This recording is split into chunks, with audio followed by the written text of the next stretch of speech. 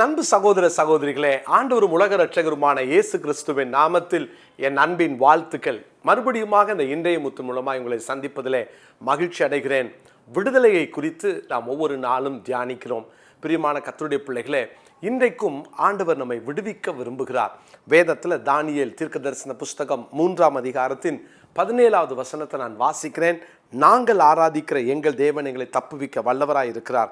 அவர் எரிகிற அக்னி சூளைக்கும் ராஜாவாகிய உம்முடைய கைக்கும் நீங்களாக்கி விடுவிப்பார். அவர் விடுவிக்கிறவர். எப்பொழுது விடுவிப்பார்? நம்மளை ஆண்டவர் கட்டுகளிலிருந்து விடுவிப்பார் என்று சொன்னேன் இல்லையா? நம்மளும் பலத்தவர்கள் நம்மை கட்டி வைக்கும் பொழுது நமக்கு தேவனை தவிர வேற ஆப்ஷனே கிடையாது. பல நேரங்களில் நம்மளா வெளியே வர்றதுக்கு முயற்சி எடுத்திருப்போம், ஆனால் தோற்று போயிருக்கலாம். இன்றைக்கு தேவன் நம்மை விடுவிக்க விரும்புகிறார். என்ன செய்வது? இன்னிலிருந்து ஒரு சில காரியத்தை நான் சொல்ல விரும்புகிறேன். ஒவ்வொரு நாளும் இதை குறித்து கொள்ளுங்கள். ஒவ்வொரு நாளும் வாழ்க்கையில் அபியாசப்படுத்துங்க. கர்த்தர் நமக்கு உதவி செய்வார். என்னோட வேதத்தை திருப்பிக் கொள்ளுங்கள். சங்கீதங்களின் புஸ்தகம் 34ஆம் சங்கீதம் 17வது வசனத்தை நான் வாசிக்கிறேன். சங்கீதம் 34:17 நான் வாசிக்கிறேன். நீதிமான்கள் கூப்பிடும்போது கர்த்தர் கேட்டு அவர்களுடைய எல்லா உபத்திரவங்களுக்கும் நீங்களாக்கி விடுகிறார். இங்கு வாசிக்கிறோம், நீதிமான்கள் கூப்பிடும்போது என்று வாசிக்கிறோம். முதலாவது, ஆண்டவரை நோக்கி யாரெல்லாம் கூப்பிடுறாங்களோ அவர்களை விடுதலை ஆக்குவார். நமக்கு தெரிந்த வசனம் 50ஆம் சங்கீதம் 15வது வசனம். சங்கீதம் 50:15, ஆபத்து காலத்தில் என்னை நோக்கி கூப்பிடு, நான் உன்னை விடுவிப்பேன், நீ என்னை மகிமைப்படுத்துவாய். நம்மளை யாரு எப்போ சிறைப்பிடித்தாலும் நம்முடைய தேவன் நம்மளை விடுவிக்க வல்லவராக இருக்கிறார். ஆனால் நம்ம தேவனை நோக்கி கூப்பிட வேண்டும், அபயமிட வேண்டும். அநேக நேரங்களில் நம்ம ஆண்டவரை நோக்கி கூப்பிடுறதுக்கு பதிலாக மனுஷங்களை சார்ந்து கொள்ளுகிறோம், அல்லது மனுஷங்களை கூப்பிட்டுறோம், அல்லது நாமவே வெளியே வருவ முடியுமான்னு சொல்லி முயற்சி எடுக்கிறோம். பிரியமானவர்களே, நான் சில மாதங்களுக்கு முன்பாக இந்த செல்ஃப் டெலிவரன்ஸை குறித்து பேசினேன். நாம அந்த விடுதலையை தேட வேண்டும், அந்த விடுதலைக்காக பிரயாசப்பட வேண்டும். ஒரு பக்கம் நாம் எடுக்க வேண்டிய முயற்சிகள் உண்டு, அடுத்த பக்கம் தேவனை தவிர வேற யாரும் விடுவிக்க முடியாது என்ற அந்த ஒரு நம்பிக்கை, அந்த ஒரு நிச்சயம் நமக்கு தேவை. அருமையான கர்த்தருடைய பிள்ளைகளே, சில விடுதலைகளை நம்மளை ஆண்டவர் முயற்சி எடுக்க சொல்வார், முயற்சி எடுக்க வைப்பார். முயற்சி எடுக்க வேண்டும் என்று ஆண்டவர் நம்மிடத்தில் சில வார்த்தைகளை கொடுப்பார். ஆனால் சில காரியங்கள் நம்ம முயற்சியில் தோற்று போவோம். தேவனை தவிர வேற யாரும் நம்மளை விடுவிக்க முடியாது. ஒருவேளை இப்போ ஒரு சில பழக்க வழக்கத்துக்கு நம்ம அடிமையாக இருக்கிறோம் அப்படின்னா நம்ம சில முயற்சிகளை எடுக்கணும், ஆண்டுடைய சமூகத்தில் ஜெபித்து வெளியே வரலாம். ஆனால் பிசாசு ஒரு மனிதனை பிடிக்கும்போது, அவன் பிசாசின் பிடியில் இருக்கும்போது அவனை விடுவிக்கிறதுக்கு இன்னொருவர் தேவை, யாரோ ஒருவருடைய உதவி தேவை. ஸோ இதே மாதிரி தான் எந்த விடுதலைக்கும் தேவனுடைய கிருபை, தேவனுடைய அனுக்கிரகம் தேவை. அப்படின்னா நம்ம செய்ய வேண்டிய காரியம் என்ன தெரியுமா? கர்த்தரை நோக்கி கூப்பிட வேண்டும். பிரியமானவர்களே, ஆண்டவரை நம்ம கூப்பிடுற பழக்கம் உண்டா? நீங்கள் ஆண்டவரை நோக்கி உங்கள் விடுதலைக்காக அபயமிட்டிருக்கிறீங்களா? நல்லா புரிந்து கொள்ளுங்க. சில நேரம் சிலவங்க சொல்லுவாங்க, என்னால் ஜெபிக்க முடியலையே, என்னால் ஆண்டவரை நோக்கி கூப்பிட முடியலையே அப்படின்வாங்க. உங்களால் ஜெபிக்க முடியல, உங்களை ஜெபத்தை பிசாசு தடுக்கிறான் அப்படின்னா அவனுக்கு தெரியும் நீங்கள் ஜெபித்தா விடுதலை பெற்றுருவீங்க. அதனால தான் உங்கள் ஜெபத்தை தடுக்கிறதற்காக பிசாசானவன் ஜெபிக்க விடாமல் தடை செய்துக்கிட்டே இருக்கிறான்.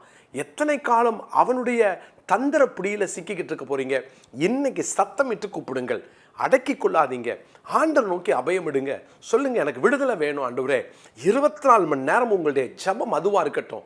ஒருவேளை ஏதோ சில பாவங்களுக்கு கட்டுகளில் அல்லது பிசாசின் பிடியிலே அகப்பட்டவர்களாய் இன்னைக்கு நீங்கள் போராடி கூட இந்த வார்த்தையை கேட்டுட்டு இருந்தா இன்னைக்கு கர்த்தரை நோக்கி கூப்பிடுங்க. இன்னொரு வசனத்தை நான் உங்களுக்கு வாசிக்கிறேன். சங்கீதங்களின் புஸ்தகம் 81ஆம் சங்கீதம் 7வது வசனத்தை நான் படிக்கிறேன். 81:7, நெருக்கத்திலே நீ கூப்பிட்டாய், நான் உன்னை தப்புவித்தேன், இடிமுழக்கம் உண்டாக்கும் மறைவிடத்திலிருந்து உனக்கு உத்தரவு அருளினேன், மேரிபாவின் தண்ணீர்களிடத்தில் உன்னை சோதித்து அறிந்தேன். நெருக்கத்திலே நீ கூப்பிட்டாய்.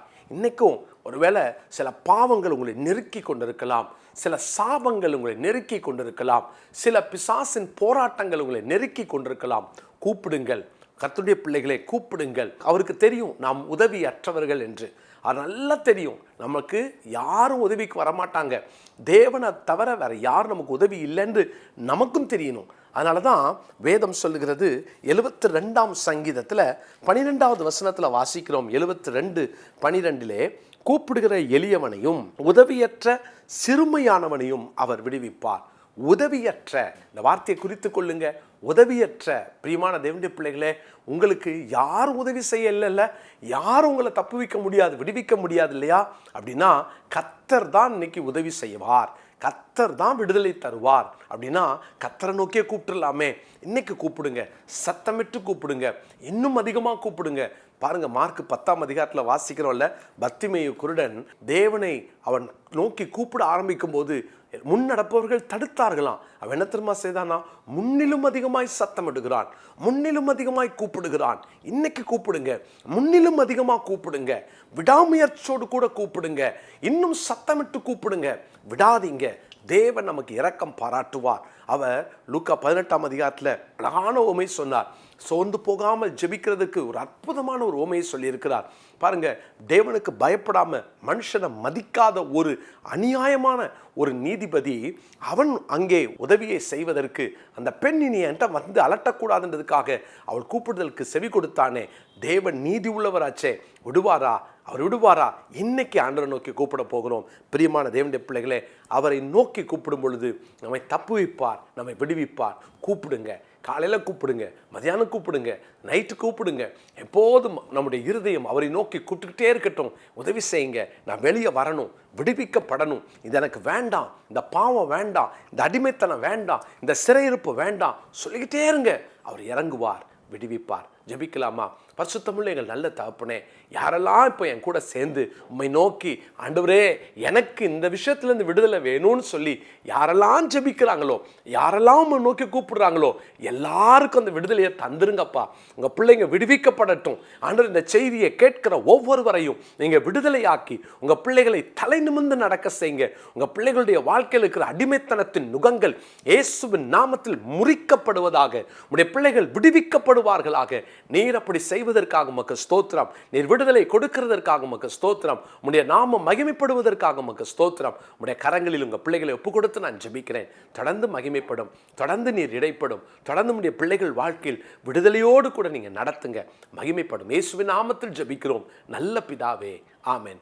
பிரியமான தேவனுடைய பிள்ளைகளே, சங்கீதங்களின் புஸ்தகம் 72:12 இந்த நாளுக்குரிய மனப்பாட வசனமாக குறித்துக் கொள்ளுங்க. சங்கீதம் 72:12 கூப்பிடுகிற எளியவனையும் உதவியற்ற சிறுமையானவனையும் அவர் விடுவிப்பார்.